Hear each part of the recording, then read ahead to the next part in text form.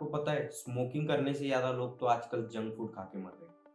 ये बात सुन के कहीं न कहीं आपको शॉक लगा होगा, जैसे मुझे भी लगा था जब मैंने इस बात को सुना और फिर बाद में मैंने जब रिसर्च किया, तो उसमें निकला द टाइम्स ऑफ इंडिया की रिपोर्ट के हिसाब से हर साल स्मोकिंग करने से 80 लाख लोग मर रहे हैं। बट वही अगर कंपेयर करें तो जंक फूड खाने से 1 करोड़ के ऊपर लोग मरते हैं। तो ये काफ़ी ज़्यादा हैरान करने वाला नंबर है और हमें पता भी नहीं कि जंक फूड खाने से इतने ज़्यादा लोग मर रहे हैं। हम तो स्मोकिंग को हमें पता है कि स्मोकिंग हेल्थ के लिए अच्छा नहीं है, बट जंक फूड के बारे में हमें क्यों नहीं बताया गया या हमने क्यों नहीं उसके बारे में सोचा या उस पे हमने रिसर्च नहीं की।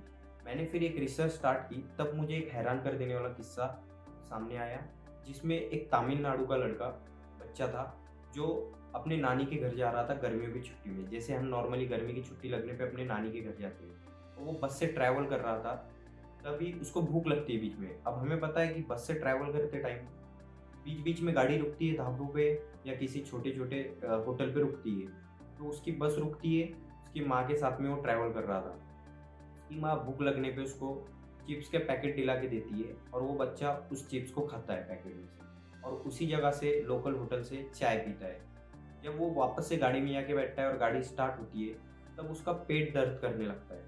ये देखने के बाद उसकी माँ उस गाड़ी ड्राइवर को बोल के गाड़ी रुकवाती है और बच्चा जाके उल्टी वगैरह करता है। तब उसको थोड़ा रिलीफ मिलता है और वापस बस में आता है, मेडिसिन खाता है और फिर अपने माँ के कंधे पे सर रख के सो जाता है।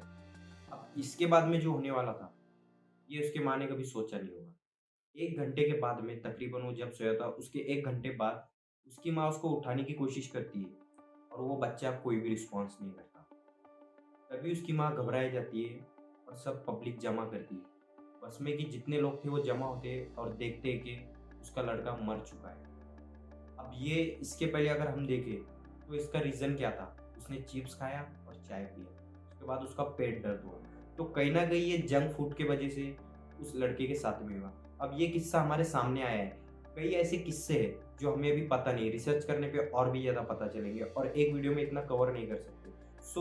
ये जो आजकल के मॉडर्न दिखने वाले फूड है, उसको हम इतना ज़्यादा क्यों खा रहे हैं? हमारे हेल्थ को इतना इफ़ेक्ट भी कर रहा है और क्यों हम इसको इतना ज़्यादा खा रहे हैं या उसकी तरफ अट्रैक्ट हो रहे हैं। इस वीडियो में हम उस चीज़ को देखेंगे और इससे कैसे बचा जा सकता है इन फूड से, इसके बारे में भी हम इस वीडियो में कवर करेंगे। क्योंकि जंक फूड आपके जीवन को जल्दी समाप्त कर सकता है। लेकिन अगर आपको भी नूडल्स, मैक्रोनी या फिर मोमोज पसंद है तो सावधान हो जाइए, क्योंकि का नाम वैसा काम। जंक यानी कूड़ा और फूड मतलब भोजन। तो फैक्ट है कि आज से 20 साल पहले कुछ ऐसे बीमारियां थी जो अगर हमारे एरिया में, हमारे गली में अगर किसी को हुआ करती थी तो हमें बुरा लगता था, उनके लिए बुरा फील होता था। डायबिटीज हो गया, शुगर हो गया, ब्लड प्रेशर हो गया, ये बीमारियां इतनी कॉमन नहीं हुआ करती थी। बट आज के दिन वो बीमारियों को अगर हम देखें तो हर घर में किसी ना किसी को कोई ना कोई बीमारी है।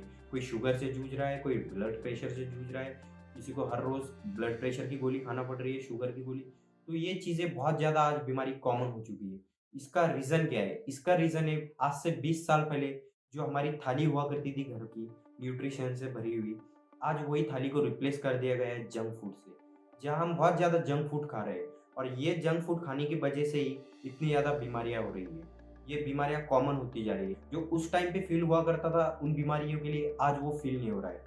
इसका रीज़न है जंक फूड। एक सेंटेंस है, आपने बचपन में कहीं न कहीं या किसी के मुँह से सुना ही होगा, one apple in a day keep doctor away. But आज के दिन वो सेंटेंस मैच कर सकता है? मेरे हिसाब से नहीं। उसको चेंज करके अगर ऐसा रख दे, remove junk food and keep doctor away, तो ये गलत नहीं होगा। सुनने में ये सेंटेंस आपको कहीं मेल नहीं खा रहा होगा, बट इसमें सच्चाई है कि जंक फूड अगर आप आपकी ज़िंदगी से हटाते हो, आपकी लाइफ से हटाते हो, तो आप डॉक्टर के पास जाने से बच सकते हो। सबसे पहले शुरुआत करते हैं इस जंक फूड के जन्म से। जंक फूड का जन्म कहाँ हुआ था और कैसे हुआ था? तो बात है 1893 की, जब दो बिजनेसमैन भाई फेडरिक और लियू ने शिकागो के अंदर वर्ल्ड फेयर में पॉपकॉर्न और पीनट्स को डार्क चॉकलेट कैरेमल के साथ में मिक्स करके एक स्नैक के तौर पे बेचना स्टार्ट किया और ये काफ़ी ज़्यादा बिका भी क्योंकि काफ़ी ज़्यादा टेस्टी था। अगले 3 साल बाद इसी प्रोडक्ट को मार्केट के अंदर उतारा गया एक अलग स्ट्रैटेजी के साथ में। इसको एक पैकिंग के अंदर उतारा गया और उसका नाम रखा गया क्रैक जैक, जो काफ़ी ज़्यादा सेल होने लगा और अगले 20 साल बाद तो ये मोस्ट ईटिंग स्वीट प्रोडक्ट भी बन गया। देखते ही देखते इसकी जो है सेल बढ़ने लगी।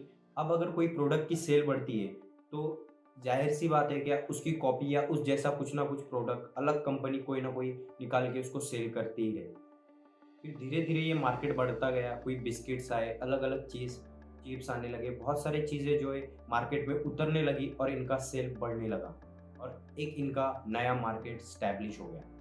1950 फास्ट फूड इंडस्ट्री को काफ़ी ज़्यादा ग्रोथ मिली इस टाइम पे और वो अपने पीक पे थी और धीरे धीरे काफ़ी ज़्यादा उसमें ग्रोथ होता गया, जहाँ कई आउटलेट खुलते गए मैकडोनल्ड जैसे। फिर 1955 में ये इतना ज़्यादा फेमस हो गया, इतना ज़्यादा पॉपुलर हो गया, इसकी इतनी सेल बढ़ गई कि अमेरिका के ग्रोथ में भी जीडीपी में इसका इम्पोर्टेंट रोल प्ले करने लगा। इसी को देखते हुए अब हमें पता ही है कि अगर वेस्टर्न कल्चर कोई या वेस्टर्न आइडिया है तो इंडिया में भी वो आता ही है। सेम हुआ आगे चल के, इंडिया में सेम आइडिया को लाया गया और वेस्टर्न, हम इंडियंस को तो वेस्टर्न चीज़ों को फॉलो करना काफ़ी ज़्यादा पसंद है, चाहे फिर उनकी पार्टी करने का तरीका या उनके कपड़े हो या फिर उनका फूड हो। तो फूड भी हमारे तरफ वेस्टर्न काफ़ी ज़्यादा पॉपुलर होने लगा और हमारे तरफ भी इस चीज़ को खाया जाने लगा। अब साल आता है 1990। इस टाइम तक जंक फूड की इंडस्ट्री, फास्ट फूड की इंडस्ट्री, बल्कि अमेरिका ही नहीं बाकी और देशों में भी बहुत ज़्यादा पॉपुलर हो गई और इसको पसंद किया जाने लगा।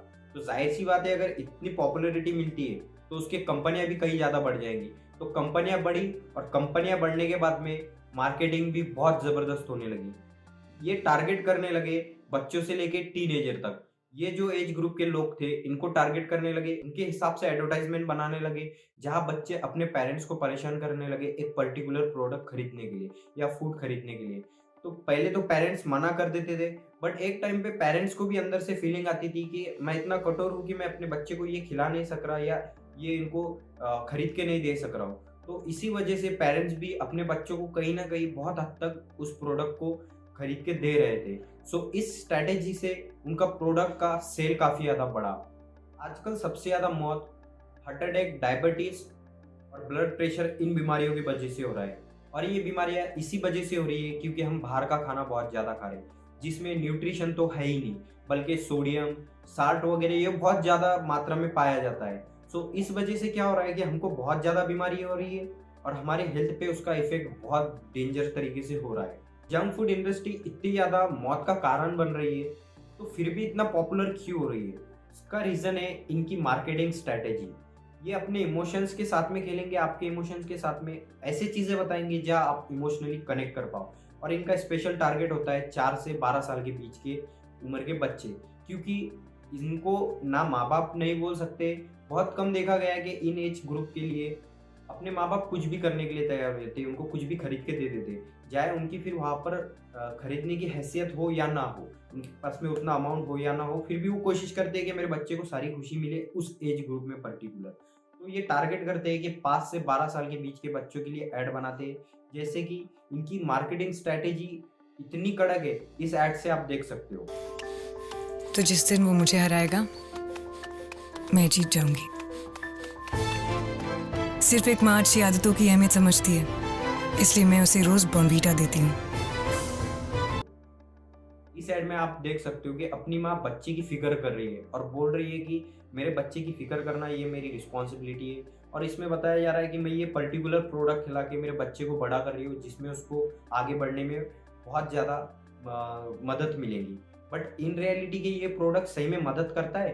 क्योंकि अब इस ऐड को देखने के बाद में हम वो पर्टिकुलर प्रोडक्ट को नहीं कैच कर रहे, हम उसके अंदर का इमोशन को कैच कर रहे हैं। और अगर ये ऐड कोई माँ देख रही है, कोई पेरेंट्स देख रही है या बच्चा भी देख रहा है तो काफ़ी ज़्यादा अट्रैक्ट होगा उस प्रोडक्ट की तरफ। माँ या पेरेंट्स सोचेंगे कि मेरे बच्चे को अगर मैं ये प्रोडक्ट खिलाऊँ तो मेरा बच्चा भी काफ़ी ज़्यादा ग्रोथ करेगा और उसको आगे मदद होगी, क्योंकि ऐड के अंदर एक माँ अपने बच्चे के लिए ऐसा बोल रही है। तो हम भी उस प्रोडक्ट को खरीदना स्टार्ट कर देते हैं और अपने बच्चों को देना स्टार्ट कर देते हैं। बट रियलिटी अगर इसी प्रोडक्ट की देखें तो आप देखिए इस प्रोडक्ट में कौन सी चीज़ कितने मात्रा में और कौन सी नहीं। as well, inner strength and a lot of other things. Look at the ingredient list. Sugar is the second ingredient. Then we have cocoa solids, which is basically chocolate. Color 150C, which is a caramel color which is known for causing cancer and reducing immunity. Liquid glucose, which is again sugar. Maltodextrin, which is again a fancy word for sugar. They also have emulsifier 471, which is made from glycerin to extend their shelf life. They have raising agents and artificial vanilla flavor, none of which is good for ये हो गई Bournvita की add. ऐसे हजारों और ads पड़े हैं जहां आपको इमोशनली वो अटैच करवाते हैं, जहां आप देखेंगे कि कोई एक पर्टिकुलर एनर्जी ड्रिंक बोल के बेच रहे हैं कोई ड्रिंक को, और उसमें बोल रहे हैं कि ये पीने के बाद में आपको काफ़ी ज़्यादा एनर्जी आएगी और आप काम भी फास्ट करेंगे।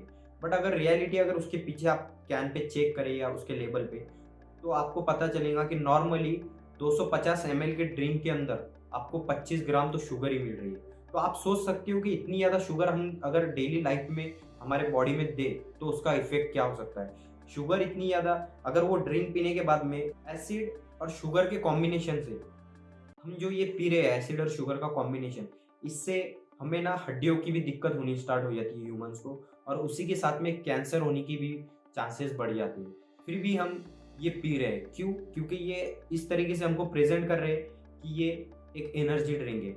कभी हमने इसके पीछे के लेबल को चेक नहीं किया कि इसमें कितना शुगर है, कितना साल्ट है या क्या है। हम कभी कोई भी प्रोडक्ट को चेक नहीं करते, और ये कंपनियां भी आपको जानबूझ के इतने छोटे छोटे अल्फ़ाबेट्स में लिखेंगे, इतना छोटा उनका हैंडराइटिंग होगा कि आपको समझ में भी नहीं आएगा इजीली कि इसमें कितना शुगर है, कितना साल्ट है, कितना सोडियम है, कितना कुछ भी आपको समझ में नहीं आएगा। और हम भी लोग उसको पढ़ने की कोशिश नहीं करते, और यही हम गलती से या जानबूझ के हम इन ड्रिंक को, इस फास्ट फूड को खाते ही हमारे सेहत के साथ में हम बहुत बड़े गलती कर रहे हैं। और एक बात, अगर यहाँ तक आपने वीडियो देख लिया होगा तो आई एम श्योर कि कहीं ना कहीं आपको एक अच्छी इन्फॉर्मेशन मिल गई होंगी। सो प्लीज़ गाइस, चैनल को सब्सक्राइब कर दो, क्योंकि काफ़ी ज़्यादा टाइम लगता है इस वीडियो पे काम करने में, जहाँ स्क्रिप्ट राइटिंग करने में घंटों चले जाते हैं, एडिटिंग करने में घंटों चले जाते हैं। तो प्लीज़ गाइस, चैनल को सब्सक्राइब कर दो और कोई कमेंट भी एक अच्छा सा ड्रॉप कर दो। बाकी चलते हैं वापस अपने मेन टॉपिक पे।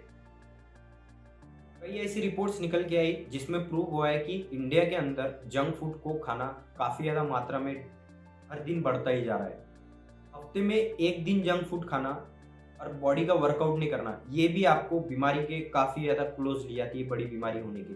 तो अगर सोचो आप डेली अगर जंक फूड खाओगे तो कितना ज़्यादा आपके बॉडी को वो डेंजरस तौर पे अटैक कर रहा है। तो हफ्ते में एक दिन अगर हम जंक फूड खा रहे हैं और कोई भी वर्कआउट नहीं कर रहे तो हमें बड़ी बीमारी हो सकती है। तो डेली खाना तो बहुत दूर की बात है, तो इससे बचो। फिर भी ये नॉर्मल है। हम क्या करते हैं, नॉर्मली अगर बैठे, मेरे को भूख लग रही है थोड़ी बहुत, या मैं ट्रैवल में हूँ, या मैं बोर हो रहा हूँ, मैं चिप्स ले लूंगा, चिप्स खा लूंगा। चिप्स के अंदर होता है साल्ट। साल्ट अगर आप ज़्यादा तौर पे खा रहे हो तो वो अपने बॉडी के अंदर काफ़ी ज़्यादा इफेक्ट करेगा, क्योंकि साल्ट पूरा बॉडी का पानी एब्जॉर्ब करने की क्षमता रखता है। जितना ज़्यादा आप साल्ट खाएंगे उतना ज़्यादा आपके बॉडी के अंदर का पानी कम होगा। और हम सभी को पता है कि बॉडी में पानी का होना बहुत ज़्यादा इंपॉर्टेंट है। फिर भी हम इन साल्ट वाली चीज़ों को खा रहे हैं और उससे हमारे बॉडी के अंदर का पानी कम हो रहा है, और फिर अगर पानी कम होगा तो बीमारियां भी बढ़ेंगी। अब मैं ऐसा नहीं कह रहा कि मैं अगर इस टाइम पे चिप्स खाऊं तो इसी टाइम पे मेरे को बीमारी होगी। हो सकता है आप 10 साल तक भी अच्छे से उस चीज़ को खा लो, बट 10 साल बाद एक टाइम ऐसा आएगा जब आपकी बॉडी उस चीज़ को सहन ना कर पाए, या ज़्यादा मात्रा में आपकी बॉडी में वो चीज़ हो चुकी है। उस टाइम पे आपको बड़ी बीमारी होना ही होना है। सो प्लीज़ ऐसे चीज़ों से बचो। मैं नॉर्मली देख रहा हूँ आजकल की पेरेंट्स बच्चों को कम टाइम में बनने के लिए, उनका भी टाइम बचता है, तो बहुत जगह पे देखा है, मैं सब पेरेंट्स को नहीं बोल रहा हूँ, बहुत जगह पे ऐसा है कि मैगी बनवा के खिला रहे हैं, कि उनको कहते हैं जाके मैगी ला लो, और वो बनवा के खिला रहे हैं क्योंकि टाइम बच रहा है और बच्चा खा भी रहा है।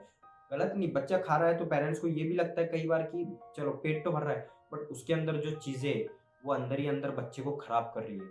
सो इस चीज़ से बचो। मैं पेरेंट्स से इस वीडियो के, अगर कोई पेरेंट्स देख रहा है इस वीडियो को, तो मैं उनसे गुजारिश करूंगा कि ऐसे शॉर्टकट वाली चीज़ें उनको मत खिलाओ, बल्कि हमारे घर में जो न्यूट्रिशन वाले फूड बनते हैं, ट्रेडिशनल फूड की तरफ ज़्यादा अट्रैक्ट करो बच्चों को, उसके बारे में बताओ या उनको खिलाने की कोशिश करो।